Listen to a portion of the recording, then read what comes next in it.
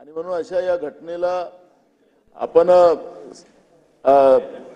इथं आम्ही कारवाई करू, आम्ही पुढे सुरक्षा देऊ अशा पद्धतीचं चालणार नाही। पण याच्यासाठी सरकार नेमकं काय उपाययोजना करते आणि सरकारने आता याच्यासाठी काय उपाययोजना करण्याचे निर्णय घेतलेले आहेत त्या पद्धतीची भूमिका सरकारने स्पष्ट करावी। अध्यक्ष महाराज, नंतर मला याच्यावर आपल्याला बोलता येईल। अध्यक्ष महाराज, बोलायचं तर खूप आहे, पण अध्यक्ष महाराज इथे सरकारने भूमिका स्पष्ट केली पाहिजे की नेमकं काय। अध्यक्ष महाराज, मी तुम्हाला पुन्हा याला जोडून सांगतो, मगाशी राज्यामध्ये कर्मचारी भरत्यांचा प्रश्न जो होता अध्यक्ष महाराज, तर तुम्ही याला गेलं तर आझाद मैदानला, तर तुम्हाला अध्यक्ष महाराज अन्यायग्रस्त अनेक मुलं मुली त्या ठिकाणी आपले आंदोलन घेऊन तिथं आले। आता सगळे चिखल आहे अध्यक्ष महाराज, घाणीचं साम्राज्य आहे तिथे। उद्या घटना झाली अध्यक्ष महाराज, तोही स्थगन मांडावं लागेल का असं प्रश्न निर्माण होणार आहे। मला सरकारने गांभीर्याने या सगळ्या प्रश्नाकडे लक्ष करावं अशा विनंत्या आम्हाला करावं लागणार अध्यक्ष महाराज। पण सरकारची भूमिका नेमकी काय हे सरकारने मांडावी अध्यक्ष महाराज, नंतर आम्ही बोलू।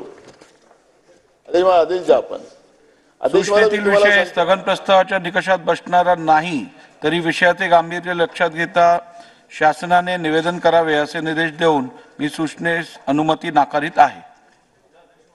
झालं ना, निवेदन करतील। मी तुम्हाला ते सांगतो अध्यक्ष महाराज, परवा तुम्ही जयभीम नगरचं तुम्ही पवईती घटनेचे आदेश दिले सरकारला। अध्यक्ष महाराज, मी काल जाऊन आलो, त्या ठिकाणी लोक अजूनही पाण्यामध्येच आहेत अध्यक्ष महाराज, लहान लहान मागासवर्गीय लोक आहेत। सरकारला थोड्या तरी वेदना आहेत की नाही हा प्रश्न या ठिकाणी निर्माण होतोय अध्यक्ष महाराज। बिल्डरांच्या सोबत राहायचं असेल तर त्यांनी सांगावं आम्हाला बिल्डरांसोबत राहायचं आहे, पण मूळ प्रश्न आहे की मागासवर्गीयांच्या बद्दलचं पवईमध्ये अध्यक्ष महाराज आपण जाऊ, आपण स्वतः जाऊन या अध्यक्ष महाराज, आपल्याला कळेल याचे लहान लहान मुलं बाळ कशा किड्या माकोड्यासारखे जगतात अध्यक्ष महाराज। ते मुंबई शहरामध्ये आर्थिक राजधानी जगात देशातल्या तिथं अशी परिस्थिती अध्यक्ष महाराज। अजून अध्यक्ष महाराज काल पाहिलं आपण त्या ठाणे जिल्ह्यामध्ये अजूनही बाळातपणाच्या बाया डोलीवर नेल्या जातात अध्यक्ष महाराज। आज त्या पेपरला बातम्या आहेत। काय चाललं अध्यक्ष महाराज, तुमच्या आदेशाचं पालन सरकार करत नाही, तुमच्या आदेशाचं पालन सरकार करत नसेल ही गंभीर बाब आहे। माननीय मजबूत उपमुख्यमंत्री इथं बसलेले आहेत, त्यांनी काहीतरी बोलावं अध्यक्ष महाराज या विषयावर। ठीक आहे, चला पुढे। अध्यक्ष महोदय, निश्चितपणे आपण जी सूचना दिली आहे ती गांभीर्याने घेण्यात येईल। मी आताच त्याची माहिती घेतो सगळी।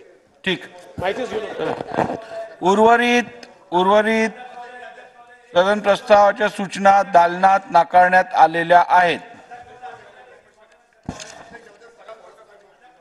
नाकारले दालनात कुठचं? बैठिए दिला होता, अतिशय महत्वाचा विषय अध्यक्ष महोदय।